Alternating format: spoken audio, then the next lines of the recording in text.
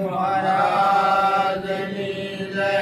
सत्य सनातन धर्मनी जय। पधारेल हरि गुरु संतनी जय। गुरु पद पंकज पूजता अन 14 लोक पूजाय। आ शिव विरंती ने शारदा गुरु तणा जस गाय। गुरु तणा जस गाय। तो सद्गुरु महाराजना महिमा विषे बोलवानी वाली है। तो गुरु महाराज तो महिमा तो अपनो पाठ है, एना गुण ने कोई पामी सके એવું નથી। પણ સદગુરુ મહારાજે આપણને જે જ્ઞાન જણાવ્યું છે એ સદગુરુ મહારાજના ગુણ છે। કારણ કે જ્ઞાન એક એવી વસ્તુ છે કે જે આપણા જન્મ મરણના ફેરા મટાડે। કારણ કે સદગુરુ મહારાજનું જ્ઞાન મુક્તિ મુક્તિવાળું છે અને એ સદગુરુ આપણને જે વાત જણાવી છે કે જેના વડે આપણે આદિ અનાદિ જન્મો અનેક જન્મોથી પોતા ખાતા આવે, પણ જે પરમ તત્વ પરમાત્મા કેવા છે, હરિ કેવા છે, એની કોઈ માટે અનેક જન્મો વિયા છતાં આપણને આ વસ્તુ મળી નથી। પણ સદગુરુ મળ્યા ત્યારે આપણા બધા સંચય કર્યા અને હરિને જેમ છે તેમ આપણને એની આને એકરૂપ કરી। કારણ કે સદગુરુનો મહિમા એવો છે કે જેને જાણીને આ જીવનની અંદર આપણા બધા સઘળા કાર્ય સફળ થઈ જાય, એ સદગુરુનો મહિમા છે। કારણ કે સદગુરુનું એક જ લક્ષ્ય હોય છે કે આ જીવ પોતાના નિજ સ્વરૂપમાં જાગે અને નિજ સ્વરૂપમાં જગાડવા માટે સદગુરુ મહારાજ અનેક યુક્તિઓ કરતા હોય છે, અનેક પરીક્ષામાંથી આપણને પસાર કરતા હોય છે।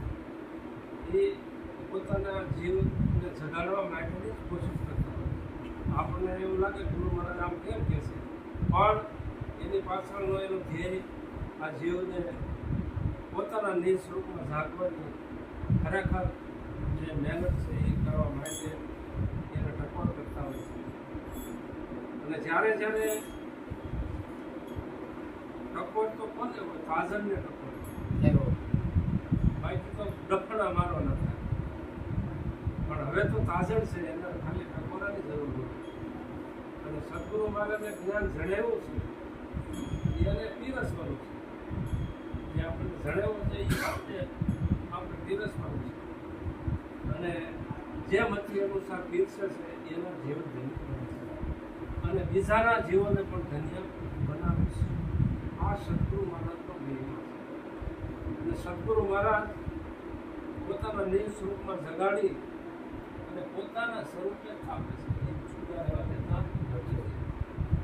પારસ લોઢાને કંચન કરે, પણ પારસ પોતાની જેવો ન બનાવી શકે।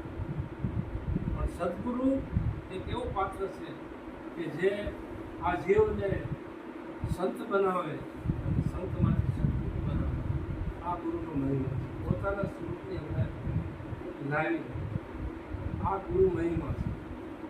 અને ગુરુજીનો અપરંપાર મહિમા એને તો કહે છે કે આખા સમુદ્રની સહાય કરે અને પૃથ્વીનો કારકેસ કરે તો લીખું થાય એવું નથી। કારણ કે એ તો અમાપ છે, અજર છે, અમર છે, અવિનાશી છે અને અખંડ છે। એના કોઈ બીજા લખણ થાય એવું, કારણ કે એ તો અલગ છે અને આપણને એ ઘરે લઈ જાય છે જ્યાં લખવાનું પણ લખી ન શકાય, બોલી ન શકાય, વાણી દ્વારા એનું વર્ણન ન કરી શકાય, એ ઘરે આપણને સદગુરુ સદગુરુ મહિમાને જાણી અને જીવનમાં ઉતારી અને જીવનને ધન્ય બનાવી એવું બોલો સદગુરુ ધન્ય છે વિવેકાનંદ મહારાજને।